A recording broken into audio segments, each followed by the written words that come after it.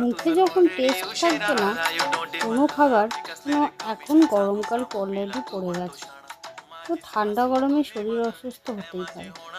তার ফলে এই রান্না করলে সবাই খাবে, আর যাদের মুখে টেস্ট নেই তাদেরও টেস্ট ঠিক হয়ে যাবে। এই তরকারিটা করতে গেলে আলুটা প্রথমে সেদ্ধ করে নিতে হবে, তারপরে কাঁচা আম কেটে নিতে হবে। আপনি আপনার পছন্দের মতো করে কাটতে পারেন। এখানে মাছগুলো ভাজা হয়েছে হলুদ আর নুন দিয়ে। তারপরে সেই তেলের মধ্যে জিরে ফোড়ন দিয়ে আম এবং আলু সবগুলো একসাথে ভেজে নিয়েছি।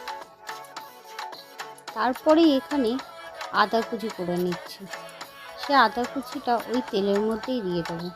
তার সাথে হলুদ, নুন, জিরে গুঁড়ো, অল্প একটু ধনে গুঁড়ো, সাথে একটু গোলমরিচ গুঁড়ো দিয়ে মশলাটা একটু কষে নেব।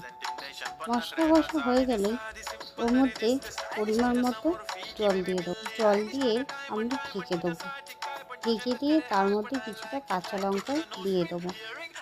একদম ধিমি আঁচ করে আমরা তরকারিটা হতে দেবো। কেন এখানে আমগুলো পুরোটাই কাঁচা আম, সেই টক আম সেদ্ধ হতে একটু সময় লাগবে। তারপরে সেদ্ধ হয়ে গেলে আমরা ওর মধ্যে মাছগুলো ছেড়ে দেবো। মাছগুলো ছেড়ে দিয়ে 5 মিনিট মতো ধিমি আঁচে ঢাকা দিয়ে রাখলেই আমাদের এই টক তরকারি রেডি হয়ে যাবে।